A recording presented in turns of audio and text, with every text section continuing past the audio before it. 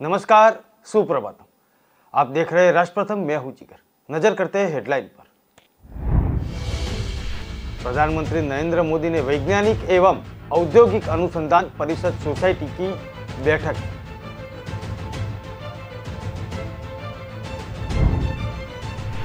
मुख्यमंत्री नीतीश कुमार की सुरक्षा में बड़ी चूक। पटना में गंगा नदी में उनका स्टीमर बाल बाल बचा। लखनऊ में डाक टिकट प्रदर्शनी का शुभारंभ। सीएम योगी आदित्यनाथ ने किया शुभारंभ। जम्मू कश्मीर में फिर टारगेट किलिंग का मामला सामने आया। आतंकियों ने दक्षिण कश्मीर के शोपिया जिले में कश्मीरी पंडित पर फायरिंग की। अमेरिकी राष्ट्रपति जो बाइडेन ने पाकिस्तान को दुनिया का सबसे खतरनाक देश बताया। खबरें विस्तार से। पीएम ने शनिवार को वैज्ञानिक एवं औद्योगिक अनुसंधान परिषद सोसाइटी की बैठक की अध्यक्षता की। बैठक में विज्ञान और प्रौद्योगिकी मंत्री जितेंद्र सिंह और अन्य केंद्रीय मंत्री पीयूष गोयल के अलावा विज्ञान के संबंधित मंत्रालयों के कई सचिवों ने भाग लिया। सोसाइटी का यह तीसरा वर्ष है और बैठक का विशेष महत्व है क्योंकि यह परिषद की स्थापना के 80 साल पूरे हो रहे थे। बैठक के एजेंडे के बारे में सिंह ने कहा था कि विभिन्न गतिविधियों पर प्रधानमंत्री के समकक्ष प्रस्तुति दी जाएगी और आगे के रास्ते पर उनके सुझाव मांगे जाएंगे।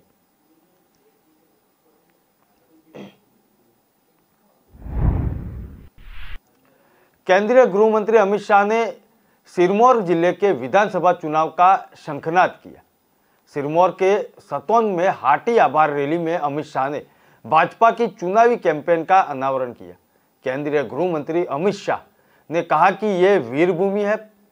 पहला परमवीर चक्र हिमाचल के मेजर सोमनाथ शर्मा को मिला है। प्रधानमंत्री नरेंद्र मोदी कहते हैं कि हिमाचल मेरा है, उन्होंने यहाँ काम किया है। जयराम पीछे पड़ने वाले आदमी है। 25 बार मेरा सिर खा लिया। हम बार बार आते हैं और बोलते हैं हाटियों के साथ अन्याय हो रहा है। किसी सरकार ने तुम्हारी मांग नहीं सुनी। प्रधानमंत्री नरेंद्र मोदी ने एक निर्णय करके यहाँ के हाटी समुदाय को 55 वर्ष के संघर्ष का एक झटके में समाप्त कर लिया। पीएम मोदी अब की तकलीफ समझते हैं और सालों तक यहाँ संगठन का काम भी किया हुआ है। वो हमेशा कहते हैं कि हिमाचल मेरा है और उनका हिमाचल वासियों से लगाव भी है। तीनों प्रकार के आरक्षण, चाहे शिक्षा में हो, चाहे राजनीतिक हो या सरकारी नौकरी हो, ये तीनों आरक्षण हाटी समुदाय को मिलने वाले हैं। इसकी मैं आपको बधाई भी देता हूं। केंद्रीय गृह मंत्री अमित शाह ने कहा कि कांग्रेसी लोगों को आग लगाए बगैर चैन नहीं आता। अब हाटी समुदाय को आदिवासी का स्टेटस दे दिया तो दलित लोगों को और अनुसूचित भाई बहनों को उकसाने के लिए कहेंगे। आपका अधिकार चला जाएगा, लेकिन कोई डरने की जरूरत नहीं है। मैं अपनी पेन से लिखकर सभी दलित समाज को सुरक्षित किया है।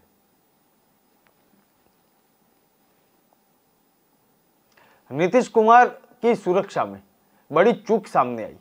पटना में गंगा नदी में उनका स्टीमर बाल बाल बचा। मुख्यमंत्री छठ पूजा को लेकर घाटी का निरीक्षण करने के लिए स्टीमर से निकले थे। स्टीमर जेपी सेतु के पिलर से टकरा गया। हालांकि इन हादसों में मुख्यमंत्री बाल बाल बच गए। बताया जाता है कि नीतीश कुमार को हल्की चोट भी लगी है। हालांकि इसकी आधिकारिक पुष्टि नहीं हुई है। स्टीमर पर मुख्यमंत्री खड़े होकर घाटों का निरीक्षण कर रहे थे, तभी गंगा में भंवर आया और उस कारण उनका स्टीमर डगमगा गया। उसके बाद स्टीमर जेपी सेतु के पिलर से टकरा गया। उसके बाद दूसरा स्टीमर लाया गया और फिर मुख्यमंत्री को वापस ले लिया गया। मुख्यमंत्री नीतीश कुमार के साथ मंत्री संजय झा, जल संसाधन विभाग के अफसर, जिला प्रशासन के अफसर और आपदा प्रबंधन विभाग के अफसर भी थे। पटना के घाटों पर छठ की क्या तैयारी हो गई है, उसका निरीक्षण हर साल मुख्यमंत्री खुद करते हैं। साथ ही में जरूरी निर्देश भी वो देते हैं। पटना में छठ में अर्घ्य देने के लिए गंगा किनारे लाखों की संख्या में लोग उमड़ते हैं।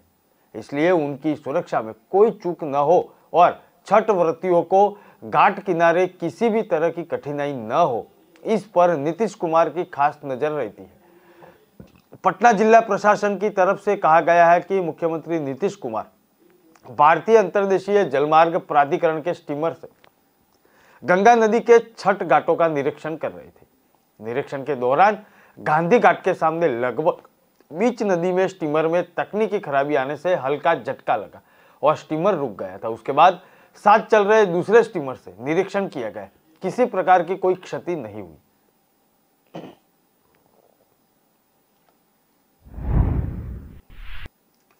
स्टेट बैंक ऑफ इंडिया के चेयरमैन दिनेश खन्ना को जान से मारने की धमकी मिली है।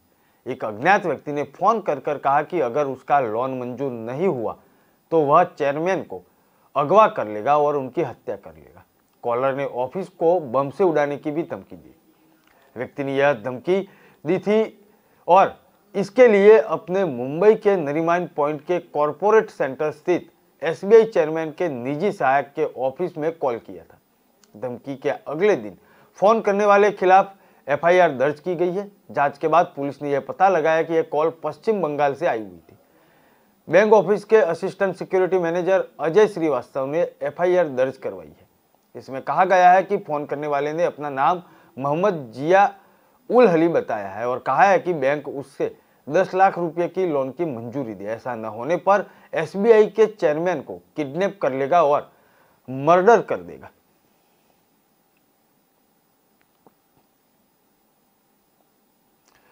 अलीगंज स्थित ललित कला अकादमी में आयोजित 3 दिवसीय उत्तर प्रदेश डाक टिकट प्रदर्शनी का शुभारंभ किया गया। इस दौरान मुख्य अतिथि के रूप में मौजूदा मुख्यमंत्री योगी आदित्यनाथ ने श्री राम वन गमन पथ के विशेष आवरण और विरूपण का विमोचन भी किया।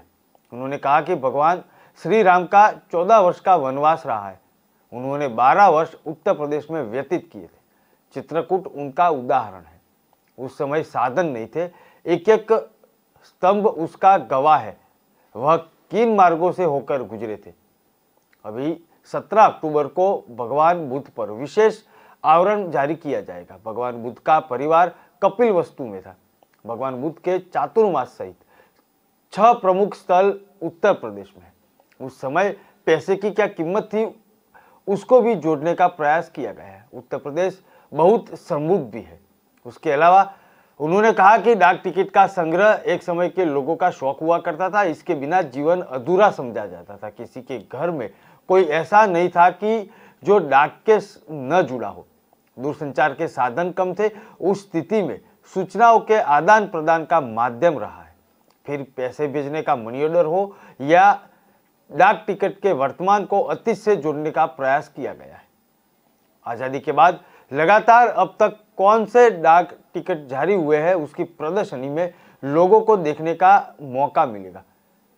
डाक टिकट का एक ऐतिहासिक को समेटा है और भारत की आध्यात्मिक और सांस्कृतिक यात्रा यूपी में निवास करती है। आजादी की लड़ाई की बात हो या 1857 से 1942 तक के आंदोलन हो, पहला स्वतंत्रता संग्राम उत्तर प्रदेश से ही शुरू हुआ था। लेकिन आज साधन है तो एक एक स्थल उस समय की गवाह हैं कि भगवान राम किन मार्गों के माध्यम से वनों में गए थे और उस समय के समाज को उन्होंने कैसे सभ्य बनने की दिशा में अग्रसर करने के लिए एक सुरक्षित माहौल देने का काम किया था। ये बहुत सारी चीजें आज भी हम सबका ध्यान आकर्षित करती हैं। मुझे बताया गया कि भी 17 अक्टूबर को यहां पर भगवान बुद्ध से जुड़े हुए 6 प्रमुख स्थलों को लेकर के भी यहां पर विशेष प्रशिष्ट जारी किए जाएंगे। भगवान बुद्ध का जो राज। बीजेपी सांसद ब्रजभूषण शरण सिंह ने उत्तर प्रदेश में अपनी ही पार्टी की सरकार पर जमकर हमला बोला। उन्होंने बाढ़ प्रभावित इलाकों में बद इंतजामी पर कड़ी नाराजगी जताई। उन्होंने कहा कि इतना खराब इंतजाम उन्होंने अब तक नहीं देखा। ऐसे में यदि कुछ बोलते हैं तो तुरंत उन्हें बागी करार दिया जाएगा। अफसोस है कि इतना दुख देकर भी वह रो नहीं सकते। सांसद ब्रजभूषण शरण सिंह गोंडा के बाढ़ के प्रभावित इलाकों का दौरा करने के बाद मीडिया से बात कर रहे थे। उन्होंने कहा कि पहले की सरकारों में हर साल बाढ़ की तैयारी को लेकर प्रशासन की मीटिंग होती थी। जनप्रतिनिधियों से भी राय लिया जाता था, लेकिन पहली बार ऐसा हुआ है कि कोई मीटिंग नहीं हुई है, ना ही प्रभावित इलाकों में ठोस इंतजाम किए गए हैं। उन्होंने कहा कि अब तो हालात ऐसे बन गए हैं कि जनप्रतिनिधियों का बोलना भी बंद हो चुका है। बोलने वाले को बागी करार दिया जाता है, इसलिए केवल सुनना ही बाकी है। सांसद की मीडिया से इस बातचीत का एक वीडियो भी सोशल मीडिया पर वायरल हो रहा है।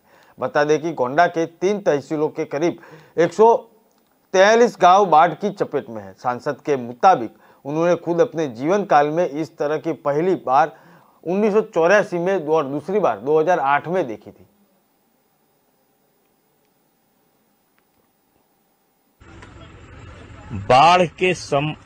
बाढ़ के पहले एक तैयारी की बैठक होती थी। हमको नहीं लगता कि कोई तैयारी की बैठक हुई है, और भगवान के भरोसे लोग हैं। लोग इंतजार कर रहे हैं कब पानी टूटेगा और कब हमारी तकलीफ कम होगी। और मैंने अपने जीवन में इतना खराब इंतजाम नहीं देखा बाढ़ के प्रति। अफसोस ये है कि हम लोग रो भी नहीं सकते, अपने भाव को व्यक्त भी नहीं कर सकते। जम्मू कश्मीर में फिर टारगेट किलिंग का मामला सामने आया। आतंकियों ने दक्षिण कश्मीर के शोपिया जिले में कश्मीर पंडित पर फायरिंग कर दी। इससे वह गंभीर रूप से घायल हो गया। उसे अस्पताल में भर्ती किया गया है, जहां डॉक्टर ने उसे मृत घोषित किया। पुलिस ने बताया कि मृतक की पहचान चौधरी गुंड निवासी पूरन कृष्ण भट्ट के रूप में हुई है।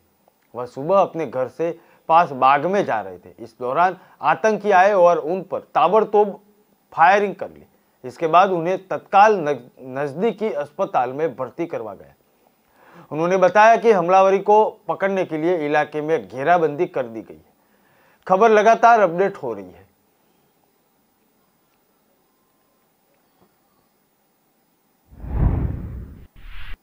दिल्ली यूनिवर्सिटी के पूर्व प्रोफेसर जीएन साईबाबा को बॉम्बे हाईकोर्ट से बरी किए जाने के फैसले पर सुप्रीम कोर्ट ने रोक लगा दी। Justice MR. शाह और जस्टिस बेला एम. त्रिवेदी की बेंच ने कहा कि मामले में विस्तृत सुनवाई की जरूरत है, इसलिए अभी साईबाबा जेल के बाहर नहीं निकल पाएंगे। सुप्रीम कोर्ट में सुनवाई के दौरान पेश सीनियर एडवोकेट आर बसंत ने कहा कि पूर्व प्रोफेसर 8 साल से जेल में बंद है। उनकी उम्र 55 साल हो चुकी है और उनके शरीर का 90% हिस्सा काम नहीं कर रहा है।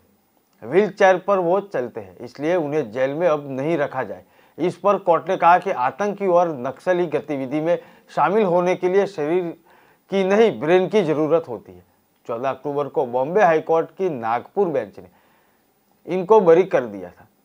कोर्ट ने कहा था कि तुरंत साईबाबा को जेल से रिहा किया जाए और हाईकोर्ट से जीएन साईबाबा के बरी होने के बाद महाराष्ट्र सरकार की ओर से तुषार मेहता, जस्टिस डीवाई चंद्रचूड़ की बेंच में भेजा गया था।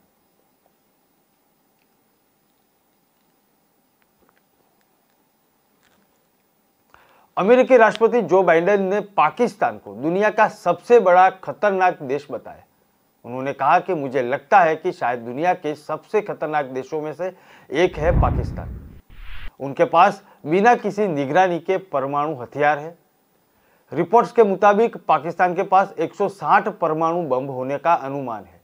बाइडेन चीन और रूस के संबंध में अमेरिकी विदेश नीति के बारे में बात कर रहे थे। उन्होंने यह कहकर निष्कर्ष निकाला कि वह पाकिस्तान को दुनिया का सबसे खतरनाक देश मानते हैं। अमेरिका ने 8 सितंबर को पाकिस्तान को F-16 फ्लाइट जेट के रख रखाव के लिए $45 करोड़ यानी कि 3,581 करोड़ देने की मंजूरी दी थी। ये पिछले 4 साल में इस्लामाबाद को दी जाने वाली सबसे बड़ी सुरक्षा सहायता थी। इसके बावजूद इसके बाइडेन का पाकिस्तान को सबसे खतरनाक देश बताने वाला बयान सामने आया है। पाकिस्तान की नो फ्रंट यूज परमाणु नीति नहीं है। यह केवल पाकिस्तान के हाई कमान पर निर्भर करता है कि उन्हें कब और किस स्थिति में परमाणु हमला करना है।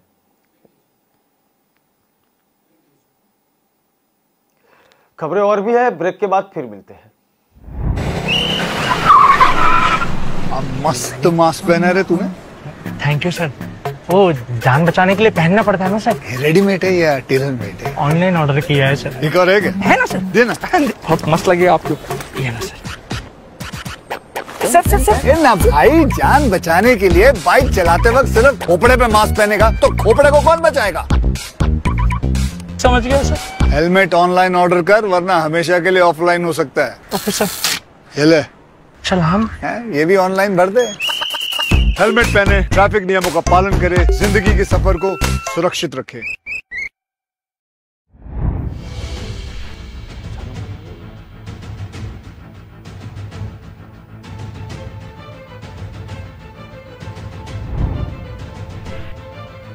भाजपा ने उपचुनाव से पहले ओडिशा और तेलंगाना की सरकारों पर गलत ढंग से तबादले और नियुक्ता करने का आरोप लगाया। निफियू रियो से ईडी ने की पूछताछ, मुख्यमंत्री को बर्खास्त करने की मांग। दीमापुर में 6 घंटे तक पूछताछ की, जांच और पूछताछ को गुप्त रखा गया। भुजबल से मदद मांगी होती तो आज भी सीएम होते। एनसीपी नेता के जन्मदिन पर बोले अजित पवार, शिवसेना प्रमुख उद्धव ठाकरे को संपर्क करना चाहिए। राजस्थान में बिजली कटौती की समस्या से जल्द इलाज मिलने वाला है। गुरुवार को राजस्थान सरकार की बिजली कंपनी राजस्थान विद्युत उत्पादन निगम लिमिटेड और केंद्रीय कोयला मंत्रालय की कोल इंडिया लिमिटेड के बीच एमओयू हुआ।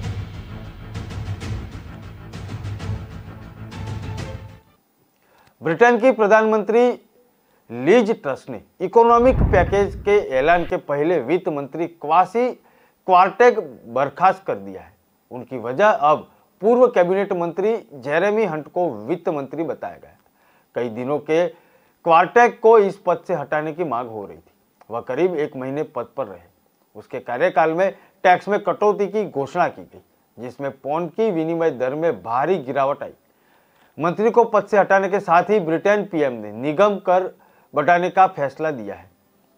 लीज ट्रस सरकार का हाल में मिली मिनी बजट पेश हुआ था और महंगाई पर काबू पाने के लिए विफल साबित हुआ था। इसके बाद कई सांसदों ने ट्रस्ट को अल्टीमेटम दे दिया था कि वित्त मंत्री क्वासी क्वार्टेग को अगर नहीं हटाया गया तो उन्हें बगावत का सामना करना पड़ सकता है। दरअसल जब से लीज ट्रस्ट ने पदभार संभाला, उसके बाद से सरकार आर्थिक मोर्चे पर पस्त नजर आ रही है। वित्त मंत्री की बर्खास्त पर अभी तक प्रधानमंत्री कार्यालय ने टिप्पणी करने से इनकार कर लिया है। हालांकि फाइनेंस मिनिस्टर क्वासी क्वार्टेग ने ट्वीट करके अपनी बर्खास्तगी की पुष्टि की है।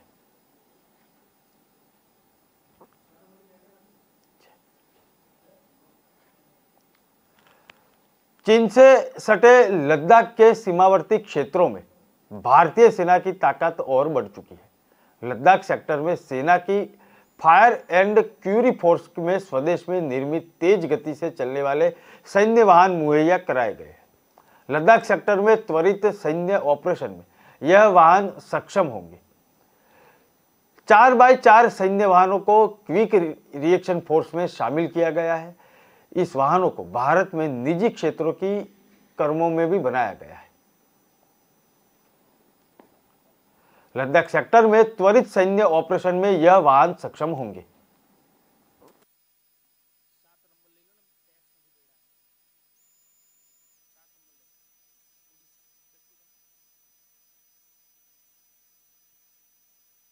ओडिशा और तेलंगाना की सरकार पर गलत ढंग से तबादले होने वाले हैं और उसके ऊपर आरोप लगाया है। ये चुनाव अगले माह होने वाले हैं। इस संबंध में उसने निर्वाचन आयोग को शिकायत भी की है। भाजपा नेताओं के प्रतिनिधि मंडल ने निर्वाचन आयोग से मुलाकात करके इस संबंधित ज्ञापन सौंपा। प्रतिनिधि मंडल में केंद्रीय मंत्री वी मुरलीधरन, भाजपा महासचिव तरुण चुग, प्रताप चंद्र सारंगी और एन रामचंद्र राव शामिल। उन्होंने धामनगर विधानसभा क्षेत्र में वीडियो के रूप में कार्यरत 2 अधिकारी के तबादले का हवाला दिया। आरोप लगाते हुए कहा कि दोनों ही उपचुनाव की घोषणा के बाद किए गए हैं। ज्ञापन में कहा गया है कि ओडिशा सरकार द्वारा जो सरकारी अधिकारियों का भद्रक जिले में तबादला किया गया है, इसका उद्देश्य सत्तारूढ़ पार्टी के उम्मीदवार की जीत को पुख्ता करना है। इसी तरह दूसरे ज्ञापन में भाजपा ने तेलंगाना के रचाकोंडा में पुलिस आयुक्त के रूप में कार्यरत अधिकारी का मुद्दा उठाते हुए कहा कि उच्च अधिकारी 2016 से ही वहां तैनात है। यह निर्वाचन आयोग के दिशा निर्देशों के खिलाफ है। ओडिशा के धामनगर और तेलंगाना के मुनुकोंडे में 3 नवंबर को विधानसभा के उपचुनाव होने वाले हैं।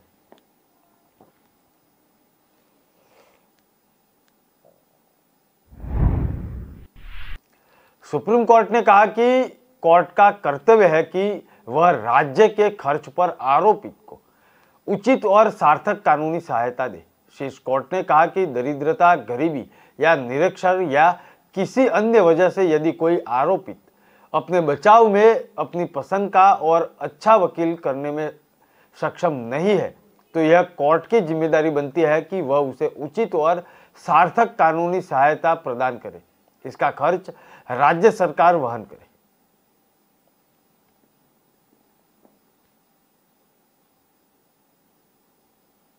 सरकारी पैसों की निकासी से जुड़े मामले में ईडी ने नागालैंड के मुख्यमंत्री निफियू रियो से कथित तौर पर दीमापुर में 6 घंटे तक पूछताछ की। हालांकि अभी ईडी की तरफ से कोई जानकारी साझा नहीं की गई। वहीं मामला सामने आने के बाद कांग्रेस ने नागालैंड के राज्यपाल जगदीश मुखी से सीएम रियो को बर्खास्त करने की मांग की है। नागालैंड के मुख्यमंत्री निफियू रियो के कथित तौर पर कोहिमा में गैर मौजूदा हाई कोर्ट भवन के संबंध में दीमापुर के पास रंग पहाड़ स्थित एक सैन्य शिविर में 6 घंटे तक पूछताछ की गई। भवन की नींव 2007 में रखी गई थी। राज्य सरकार इसके निर्माण के लिए अब तक 70 करोड़ रुपए से अधिक निकासी कर चुकी है। नागालैंड सरकार ने साल 2018 तक कथित तौर पर परियोजना स्थल के लिए विद्युतीकरण और पानी की आपूर्ति के लिए 44 करोड़ के करीब रुपये की और न्यायाधीश के लिए बंगले के निर्माण के लिए 22 करोड़ के आसपास रुपये वापस लिए थे। आरोप लगाया गया है कि नागालैंड के न्याय और कानून विभाग द्वारा 18 निकासी के माध्यम से मार्च 2009 और मार्च 2017 के बीच राशि का गबन किया गया था।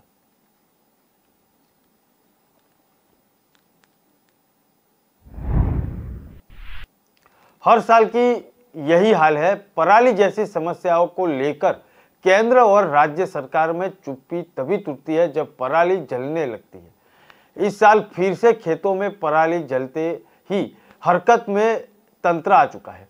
वन एवं पर्यावरण मंत्रालय के निर्देश पर केंद्रीय प्रदूषण नियंत्रण बोर्ड पराली के पैलेट बनाने के लिए प्लांट स्थापित करने की योजना लेकर आया है।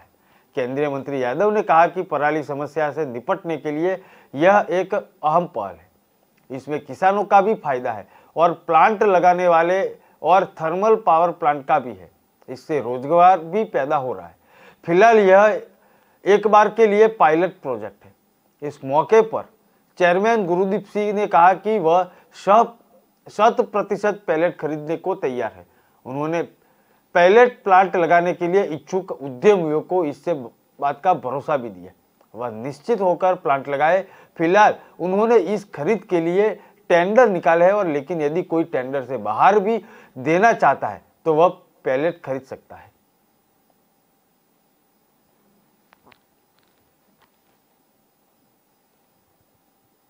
महाराष्ट्र के पूर्व उप मुख्यमंत्री अजित पवार ने कहा कि महाराष्ट्र में सत्ता परिवर्तन से पहले उद्धव अगर छगन भुजबल से मदद मांगी होती तो आज वो मुख्यमंत्री की कुर्सी पर बने रहते। छगन भुजबल के 75वें जन्मदिन के अमृत महोत्सव पर कई नेता शामिल हुए थे। इस दौरान उन्होंने कहा कि छगन भुजबल बागियों से निपटने के लिए सही व्यक्ति होते। शिवसेना प्रमुख उद्धव ठाकरे को संपर्क करना चाहिए था। अजित पवार ने कहा कि उद्धव ठाकरे को छगन भुजबल की मदद लेनी चाहिए। जब शिवसेना के 15 विधायक बागी होकर पार्टी छोड़ दिया था और कहा था कि परिदृश्यों के मास्टर है, अगर आपके उनसे संपर्क किया होता तो आज भी महाराष्ट्र के सीएम उद्धव ठाकरे होते। इन कार्यक्रम में उद्धव ने कहा कि छगन भुजबल अगर शिवसेना नहीं छोड़ते तो महाराष्ट्र के मुख्यमंत्री बन जाते। साथ ही में शिवसेना प्रमुख ने कहा कि अब शॉक प्रूफ हो चुका हूं, लेकिन जब भुजबल के शिवसेना छोड़ी तो मेरा परिवार सदमे में था। उन्होंने कहा कि हमारे अपने परिवार के सदस्यों में से एक से हमने छोड़ दिया है। छगन भुजबल के जन्मदिन पर आयोजित समारोह में उद्धव ठाकरे और अजित पवार के अलावा नेशनल कांग्रेस के प्रमुख फारूक अब्दुल्ला के साथ एनसीपी सुप्रीमो शरद पवार और कांग्रेस नेता बाला साहेब थोराट भी शामिल हुए थे।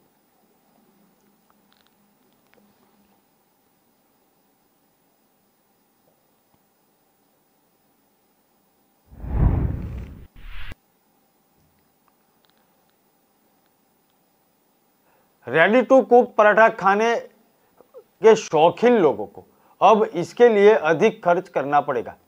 गुजरात की appellate authority of advance ruling के अनुसार रोटी और पराठे में काफी अंतर है, इसलिए रोटी पर 5% जबकि पराठे पर 18% जीएसटी लगेगा। अहमदाबाद की कंपनी वाडीलाल इंडस्ट्रीज की अपील पर यह फैसला आया है। वही व्यवसाय से जुड़ी कंपनियों का कहना है कि पराठे पर अधिक जीएसटी नहीं लगानी चाहिए क्योंकि दोनों ही गेहूं के आटे से बनती है। वाडीलाल कई तरह से रेडी टू कुक यानी कि फ्रोजन पराठे बनाती है। कंपनी का कहना है कि रोटी और पराठे में ज्यादा अंतर नहीं है, दोनों आटे से ही बनते हैं। इसी वजह से पराठे पर भी 5% ही जीएसटी लगाना चाहिए। कंपनी ने दावा किया कि पराठा और रोटी बनाने के लिए सिर्फ प्रक्रिया ही समान नहीं है बल्कि उनके इस्तेमाल और उपभोग का भी तरीका एक जैसा है। कंपनी की इस दलील को खारिज कर दिया गया और साफ किया गया कि पराठे पर 18% जीएसटी लगेगा। इसके पहले अथॉरिटी फॉर एडवांस रूलिंग की अहमदाबाद की बेंच ने व्यवस्था की थी। फ्रोजन पराठे पर 18% जीएसटी लगेगा, इसके खिलाफ कंपनी ने अपील की थी, लेकिन अपीलेट अथॉरिटी ने फैसले को सही ठहराते हुए इसको बरकरार रखा। अथॉरिटी का कहना है कि वाडीलाल इंडस्ट्री द्वारा जो पराठे बनाए जाते हैं उनमें 36 से 62% तक आटा होता है और इनमें आलू, मूली, प्याज के साथ वेजिटेबल ऑयल और नमक भी होता है। वही सादी रोटी में और चपाती में सिर्फ आटा एवं पानी होता है।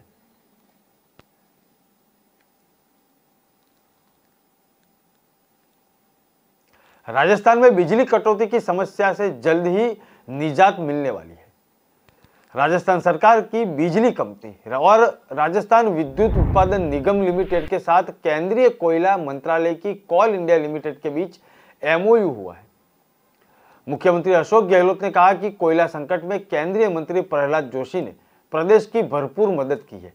इस दौरान सीएम गहलोत ने कोल इंडिया सोलर प्रोजेक्ट एमओयू कार्यक्रम में केंद्रीय मंत्री प्रहलाद जोशी की जमकर तारीफ भी की। वहीं सीएम ने कहा कि उम्मीद है कि एमओयू होने के बाद प्लांट का जल्द काम शुरू हो चुका है। सीएम गहलोत ने कहा कि कोल इंडिया का राजस्थान विद्युत उत्पादन निगम के साथ सोलर परियोजना के लिए 5400 करोड़ का एमओयू राज्य सरकार और केंद्र सरकार के बीच अच्छे तालमेल का द्योतक है। वहीं सोलर पार्क की स्थापना के लिए कोयले की बचत एवं प्रदूषण में कमी के साथ साथ आमजन को निर्बाध विद्युत आपूर्ति की जाएगी।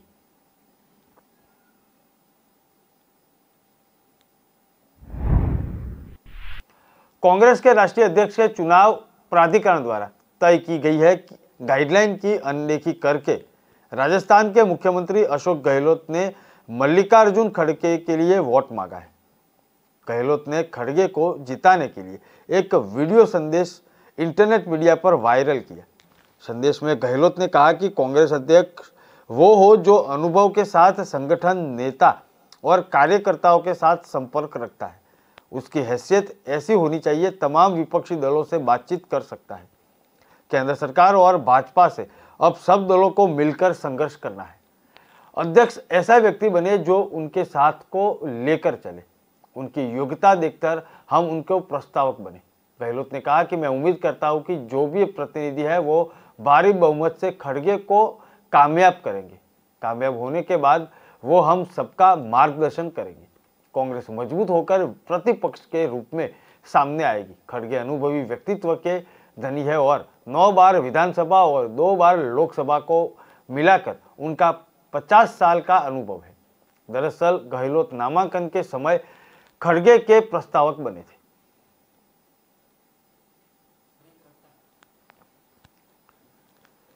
ब्रेक के बाद रफ्तार समाचार देखेंगे। Hello ladies. नील, मेरी चांद के लिए चांद का टुकड़ा।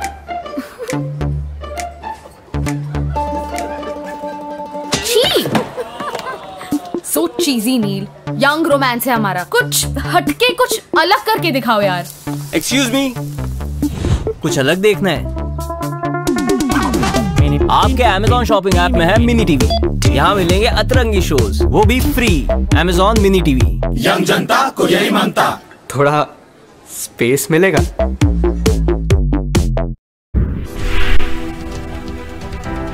प्रधानमंत्री नरेंद्र मोदी ने वैज्ञानिक एवं औद्योगिक अनुसंधान परिषद सोसाइटी की बैठक की अध्यक्षता की। बैठक में विज्ञान और प्रौद्योगिकी मंत्री जितेंद्र सिंह का अन्य केंद्रीय मंत्री पीयूष गोयल के अलावा विज्ञान से संबंधित मंत्रालयों सहित कई सचिवों ने भी भाग लिया, जिन्हें शुक्रवार को कहा था कि CIIR सोसाइटी का यह तीसरा वर्ष है और बैठक का विशेष महत्व है क्योंकि यह परिषद की स्थापना 80 साल पूरे करेगी। बैठक के एजेंडे के बारे में सिंह ने कहा था कि CSIR की विभिन्न गतिविधियों पर प्रधानमंत्री की समकक्ष एक प्रस्तुति दी जाएगी और आगे के रास्ते पर उनके सुझाव मांगे जाएंगे। केंद्रीय गृह मंत्री अमित शाह ने शनिवार को सिरमौर जिले से विधानसभा चुनाव का शंखनाद किया। सिरमौर के सतोन के हाटी आभार रैली में अमित शाह ने भाजपा की चुनावी कैंपेन का अनावरण किया। केंद्रीय गृह मंत्री अमित शाह ने कहा कि ये वीर भूमि है। पहला परमवीर चक्र हिमाचल के मेजर सोमनाथ शर्मा को मिला है। प्रधानमंत्री नरेंद्र मोदी कहते हैं कि हिमाचल मेरा है, उन्होंने यहाँ काम किया है। जयराम पीछे पड़ने वाले आदमी हैं।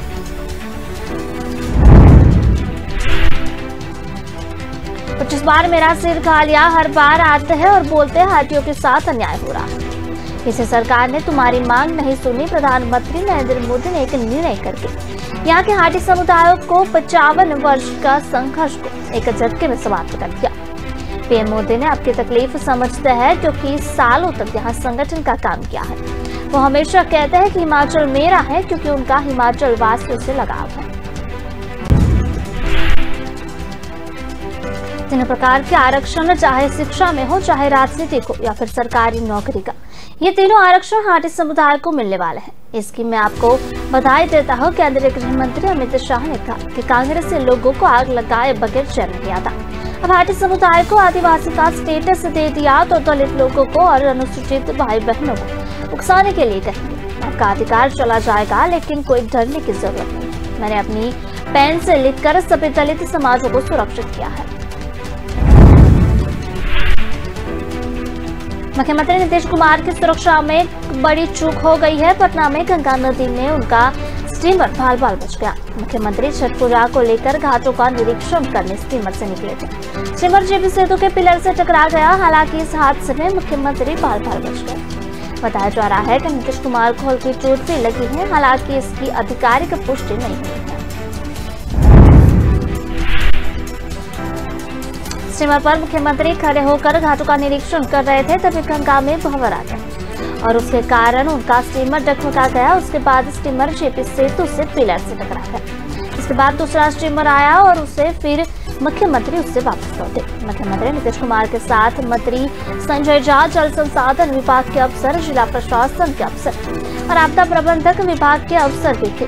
पटना के घाटों पर छठ की क्या तैयारी की गई है, उसका निरीक्षण हर साल मुख्यमंत्री खुद से करते हैं। साथ ही में वे जरूरी निर्देश भी देते हैं। पटना में छठ में अर्घ्य देने के लिए गंगा किनारे लाखों की संख्या में लोग उमड़ते हैं, इसलिए उनकी सुरक्षा में कोई चूक नहीं हो और छठ व्रतियों के घाट किनारे की किसी तरह की कठिनाई न हो, इसी पर नीतीश कुमार की खास नजर रहती है।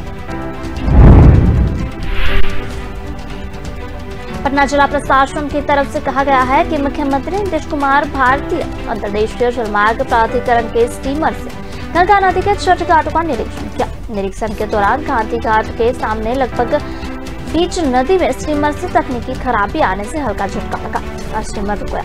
उसके बाद साथ चल रहे दूसरे स्टीमर से निरीक्षण किया गया। किसी प्रकार की कोई क्षति नहीं हुई है।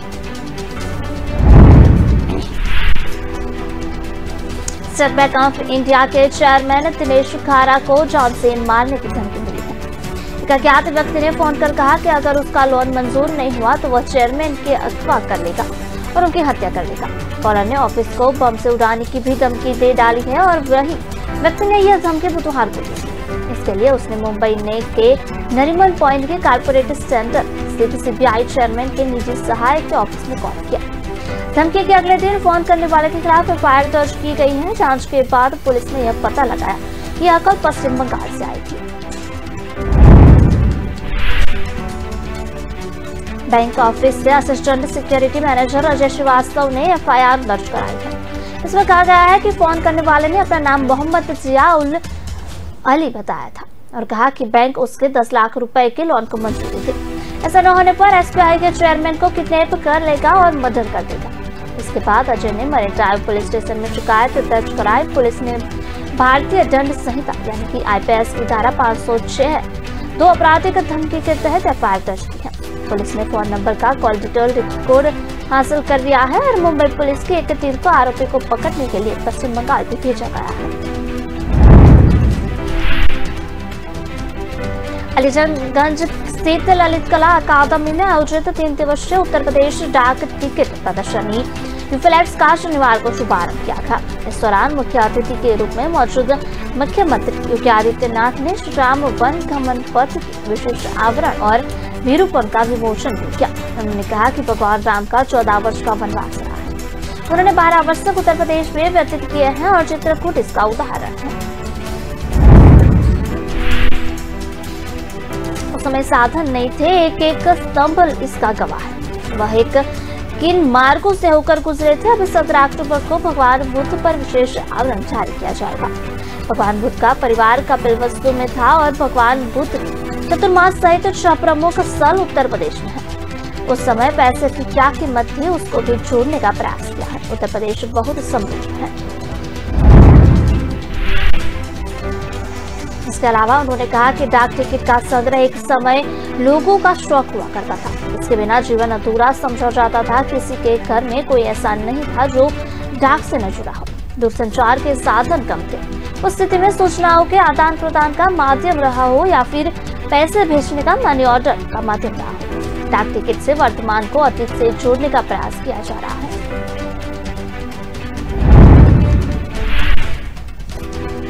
आजादी के बाद से लगातार अब तक कौन से डाक टिकट जारी हुए हैं, प्रदर्शनी में लोगों को देखने का अवसर मिला। डाक टिकट एक इतिहास को समेटे रहता है। भारत की आध्यात्मिक और सांस्कृतिक आत्मा यूपी में निवास करती है। आजादी की लड़ाई की बात होती तो 1857 से 1942 तक आंदोलन सामने आते हैं। पहला स्वतंत्रता संग्राम यहीं से हुआ था।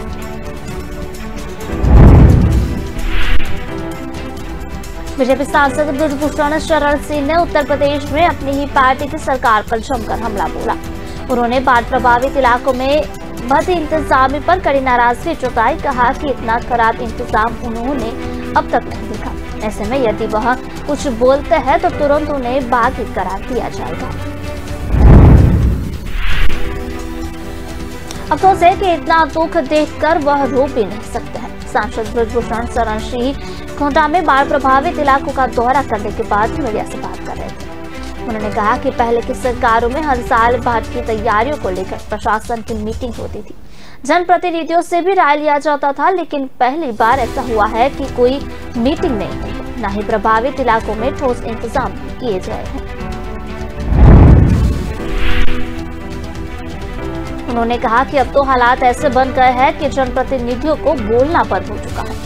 बोलने वालों को बागी करार दिया जा रहा है, इसलिए केवल सुनना ही बाकी है। सांसद की मीडिया से इस बातचीत का एक वीडियो भी सोशल मीडिया पर वायरल हो रहा है। बता दें कि कोहटा के 3 तहसीलों के करीब 143 गाँव बाढ़ की चपेट में है। सांसद के मुताबिक उन्होंने खुद अपने जीवन काल में इस तरह की बाढ़ पहली बार 1984 में और दूसरी बार 2008 में देखी थी।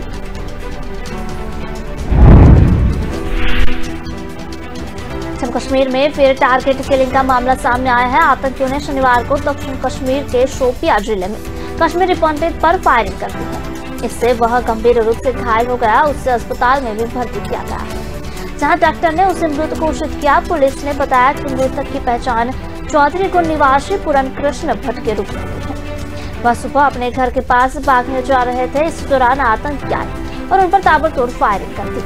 उसके बाद उन्हें तत्काल नजदीकी अस्पताल में भर्ती कराया था। उन्होंने बताया कि हमलावरों को पकड़ने के लिए इलाकों की घेराबंदी कर दी गई है। खबर लगातार अपडेट हो रही है।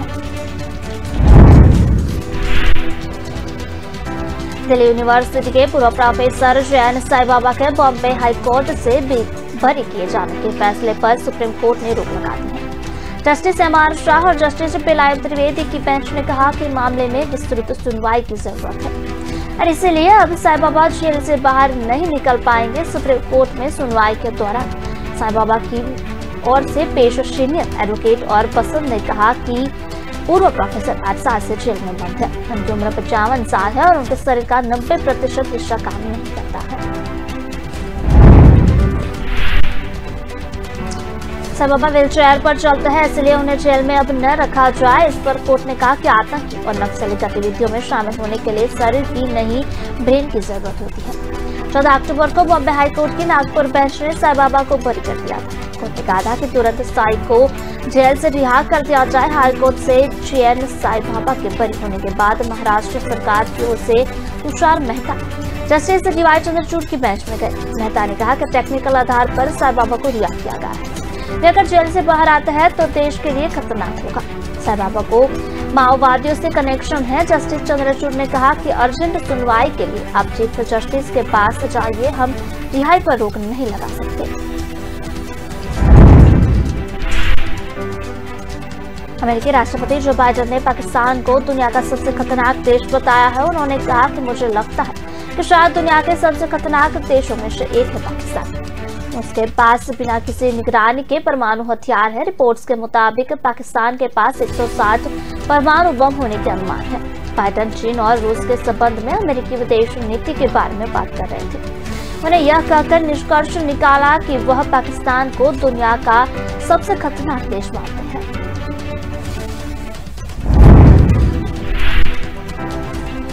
अमेरिका ने 8 सितंबर को पाकिस्तान को F-16 फाइटर जेट के रखरखाव के लिए $42 करोड़ यानी कि 3,581 करोड़ देने की मंजूरी दी थी। ये पिछले 4 साल इस्लामाबाद को दी जाने वाली सबसे बड़ी सुरक्षा सहायता थी। बावजूद इसके बाइडेन का पाकिस्तान को सबसे खतरनाक देश बताने वाला बयान सामने आया है। पाकिस्तान की नो फर्स्ट यूज परमाणु नीति नहीं है, यह केवल पाकिस्तान के हाईकमान पर निर्भर करता है कि उन्हें कब और किस स्थिति में परमाणु हमला करना है। 1999 में पाक विदेश मंत्री नो फर्स्ट यूज वाली परमाणु पॉलिसी को नकारते हुए कहा कि हम अपने देश की सुरक्षा की दिशा में हर जरूरी हथियार का इस्तेमाल कभी भी कर सकते हैं। वहीं भारत ने साल 1999 में अपनी नो फर्स्ट यूज की परमाणु नीति घोषित की थी। इसके मुताबिक भारत कभी भी परमाणु हथियारों के पहले इस्तेमाल नहीं करेगा। भारत केवल परमाणु हमला होने की स्थिति में है अपने परमाणु बमों का सहारा लेगा।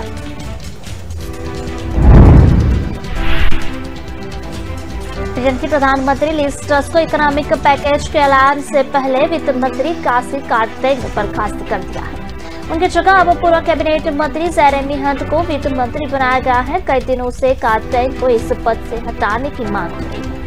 वह करीब 1 महीने पद पर रहे। उनके कार्यकाल में टैक्स में कटौती की घोषणा की गई, जिससे पौंड की विनिमय दर में भारी गिरावट आई। वित्त मंत्री को पद से हटाने के साथ ही ब्रिटेन पीएम ने निगम कर बढ़ाने का फैसला किया है।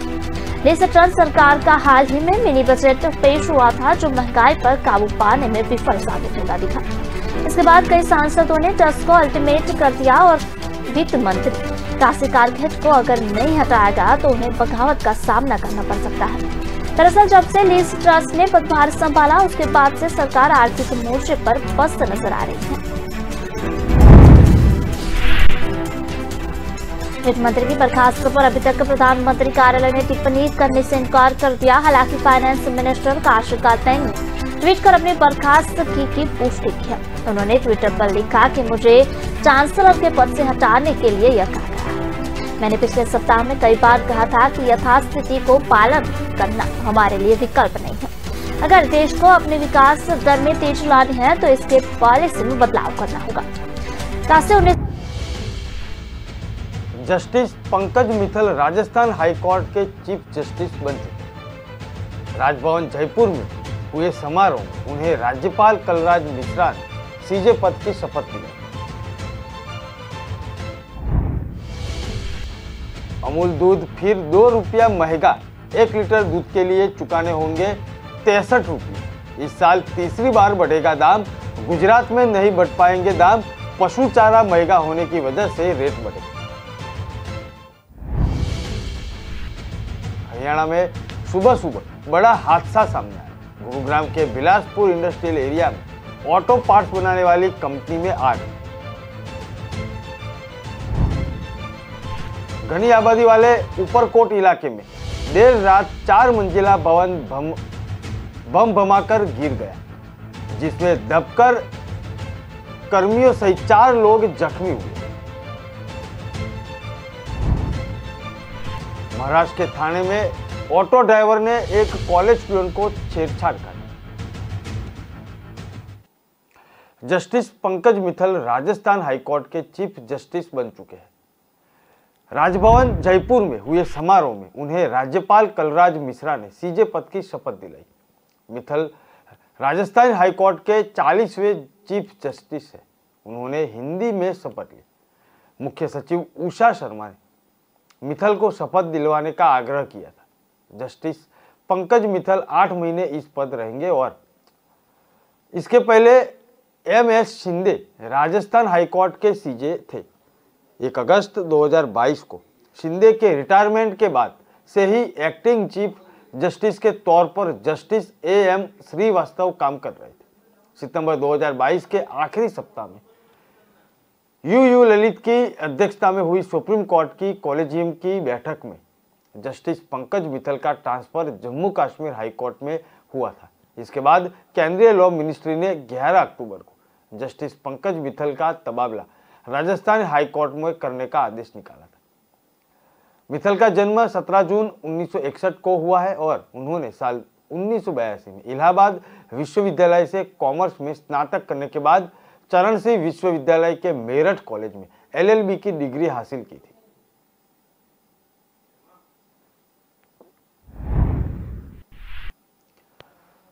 सोनाली मर्डर केस की जांच के लिए सीबीआई ने अब गुरुग्राम में डेरा डाला है। सीबीआई ने गुरुग्राम पहुंचकर सोनाली के ऊपर फ्लैट की तलाशी ली, जहां वह अंतिम बार सुधीर सागवान के साथ ठहरी हुई थी। सीबीआई ने गिरीश सोसाइटी के टावर नंबर 4 के फ्लैट नंबर 901 में गए थे। इसे सुधीर सागवान और सोनाली ने किराए पर ले रखा था। इस फ्लैट में रहने वाले सुधीर सागवान ने किराएनामा में सोनाली को अपनी पत्नी बताया था। इस फ्लैट में ही सुधीर और सोनाली अंतिम बार रुककर यहीं से गोवा के लिए रवाना हुए थे। इस फ्लैट में गोवा पुलिस ने अपनी जांच में पासपोर्ट भी बरामद किए हैं। गुरुग्राम जाने से पहले सीबीआई ने करीब 5 दिन हिसार में ही रुकी हुई थी। इस दौरान सीबीआई ने सोनाली के पूरे परिवार और बेटी यशोधरा को जांच में शामिल करने के बयान दर्ज किए थे। टीम में सोनाली के परिवार से गुमनाम चिट्ठियां भी ली है, जो कि उसके परिवार के पास पहुंची थी। सोनाली के ढूंढर फार्म हाउस पर 6 सदस्यीय टीम ने जानकारी जुटाई थी। अमूल ने दूध की कीमतों पर 2 रुपये प्रति लीटर का इजाफा किया। अब 1 लीटर फुल क्रीम अमूल दूध पैकेट खरीदने पर 61 रुपये देने की जगह 63 रुपये चुकाने होंगे। वहीं आधा लीटर दूध की कीमत 30 से बढ़कर 31 रुपये तक पहुंच चुकी है। इसके अलावा भैंस के दूध की कीमत में भी 2 रुपया प्रति लीटर बढ़ोतरी की गई है। इसके पहले अगस्त और मार्च में भी प्रति लीटर 2 रुपये की बढ़ोतरी हुई थी। गुजरात में अमूल दूध की कीमत में कोई इजाफा नहीं किया गया। वहां पुराने रेट में ही दूध मिलता रहेगा। इसकी वजह गुजरात विधानसभा चुनाव बताया जा रहा है। इस साल के आखिर में तक में गुजरात चुनाव होने वाला है। अभी कंपनी ने रेट बढ़ाने की वजह नहीं बताई है। हालांकि इसके पहले अगस्त में जब अमूल ने कीमतें बढ़ाई थी, तब इसका कारण operation cost of milk production cost में बढ़ोतरी को बताया गया था। कंपनी का कहना है कि पिछले साल की तुलना में पशु के चारे की कीमत लगभग 20% बढ़ी हुई है। इनपुट कॉस्ट और पशु आहार के इजाफे को देखते हुए अमूल फेडरेशन से जुड़े दुग्ध संघों ने भी पिछले साल की तुलना में किसानों के दूध खरीदना मूल्य में 8 से 9% की बढ़ोतरी की थी। Mother dairy Delhi NCR market में लीडिंग मिल्क सप्लाई में से एक और प्रतिदिन 30 लाख लीटर दूध ज्यादा पैक और वेडिंग मशीनों के माध्यम से बेचती है। वही अमूल भी देश का लीडिंग ब्रांड है, जिसके मालिक लाखों किसान हैं। गुजरात के 2 गांवों से 75 साल पहले 247 लीटर दूध से शुरू हुआ ये सफर आज 260 लाख लीटर तक पहुंच चुका है।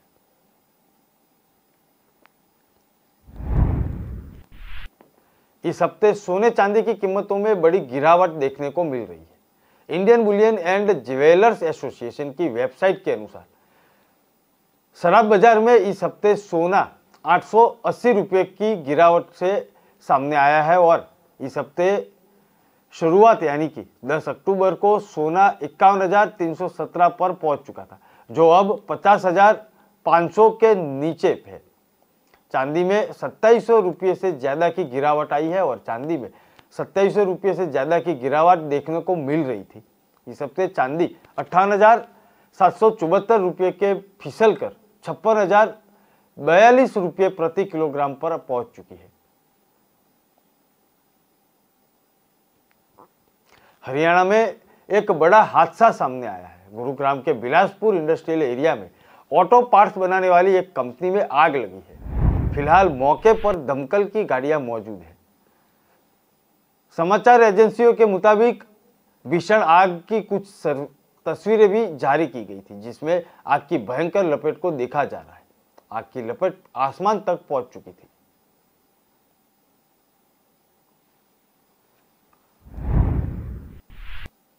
जम्मू कश्मीर में एक बार फिर से सुरक्षा बलों ने आतंकी मंसूबों को नाकाम कर लिया। सुरक्षा बलों को बांदीपुरा रोड के पास अर्स्टिंगो इलाके में एक आईईडी मिला। बताया जा रहा है कि सुरक्षा बलों को निशाने बनाने के लिए आतंकियों ने इस आईईडी को विस्फोटक को प्लांट किया था, ताकि जब भारतीय जवान इस रास्ते से गुजरे तो विस्फोट किया जा सके। हालांकि सुरक्षा बलों की मुस्तैदी ने आतंकियों के मंसूबों पर पानी फेर दिया। जैसे ही सुरक्षा बलों को विस्फोटक की जानकारी मिली थी, तुरंत ही डिफ्यूज करने के लिए, उसे पूरी तरह से नष्ट करने के लिए बम निरोधक दस्ते को बुलाया गया। इसके बाद बम निरोधक दस्ता ने जम्मू कश्मीर के बांदीपुरा जिले में बडियारा और कानबटी गांव के बीच बांदीपुर सोपोर के सड़क के पास मिले आईईडी को निष्क्रिय कर लिया।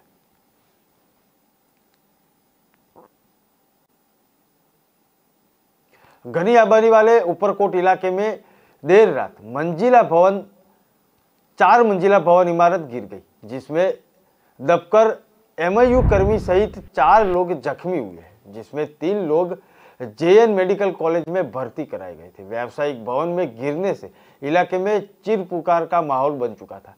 खबर आ रही है कि डीएमसी, एएमसी सहित पूरा अमला वहीं पर पहुंच चुका था और लोगों को निकालकर अस्पताल में भेजा गया था।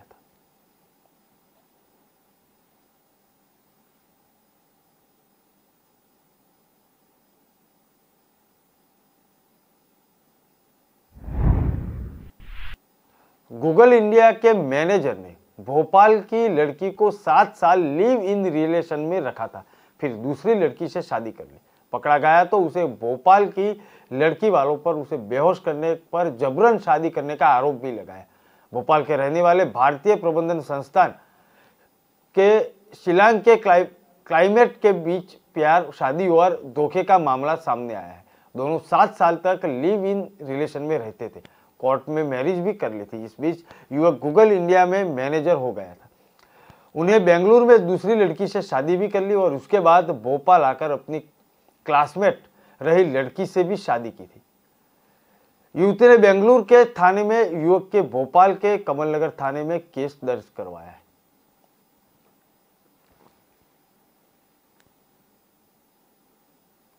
महाराष्ट्र के थाने में ऑटो ड्राइवर ने कॉलेज स्टूडेंट्स को साथ छेड़छाड़ी का मामला सामने आया है। जबरन ऑटो में बिठाने की कोशिश भी की थी। लड़की ने विरोध किया तो चलते ऑटो में 500 मीटर तक घसीटा गया। पुलिस के मुताबिक 22 साल की लड़की कॉलेज की स्टूडेंट थी।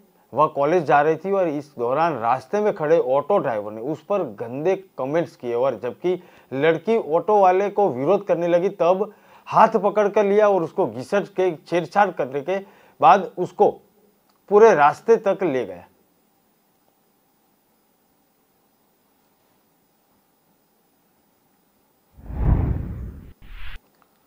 हरियाणा में आदमपुर उपचुनाव और पंचायत चुनाव से पहले डेरा सच्चा सौदा प्रमुख राम रहीम जेल से बाहर आ गया।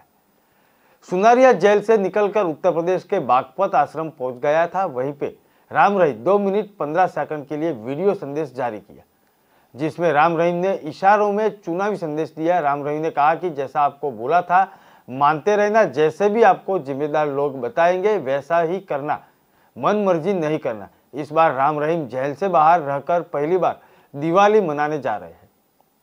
आश्रम में पहुंच चुके थे और मालिक सबको खुशियां दे, पहले की तरह ही आपको मैंने बोला था मानते रहना और मन मर्जियां नहीं करने, जिम्मेदार लोगों की बात माननी है। हमने अपने बच्चों पर बहुत गर्व है। परमपिता परमात्मा आपको बहुत खुशियां दे। हमें पता है कि आप हमारी बात मानते हैं। थोड़ी देर पहले ही वो वहां पे पहुंचे थे और समुद्र आपको याद ही होगा, समुद्र ज्यादा बढ़कर आया है और तेरावास यूपी का है। इस आप देख रहे हैं, पता चलता ही जा रहा है। आप बातें करते हैं और इस बार उन्होंने संदेशा भी दिया था। साथ में ही ये ऐसा पहली बार हो रहा है कि वो इस बार की दिवाली जेल के बाहर मनाने जा रहे हैं।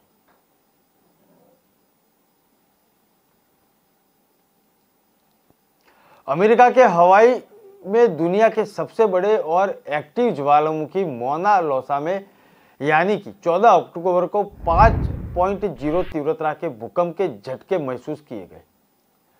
वैज्ञानिकों का कहना है कि अब से ये ज्वालामुखी बहुत ज्यादा अशांत हो चुका है। यूएस जियोलॉजिकल सर्वे के मुताबिक ज्वालामुखी में भूकंप के झटके महसूस किए गए। सबसे पहले 4.6 तीव्रता का भूकंप आया था। इसके बाद 24 सेकंड में दूसरा झटका 5.1 का लगा। वोल्केनो ऑब्जर्वेटर के बयान के अनुसार भूकंप का केंद्र पहला शहर के दक्षिण में था।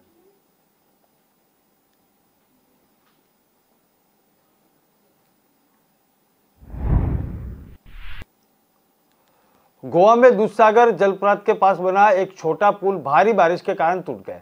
बारिश के चलते मुंडोवी नदी में अचानक जल स्तर बढ़ाया गया, जिससे वहां 40 टूरिस्ट फंस चुके थे, लेकिन वहां मौजूद लाइफ गार्ड जवानों ने उन्हें बचा लिया। घटना शुक्रवार शाम की है और मुख्यमंत्री प्रमोद सावंत ने रेस्क्यू करने वाले लाइफ गार्ड्स की सराहना भी की। गोवा कर्नाटक सीमा पर बना सुरम्य दूधसागर वाटरफॉल बड़ी संख्या में टूरिस्ट को आकर्षित कर रहा है। मानसून के मौसम की शुरुआत में इसकी यात्रा रोक दी गई थी।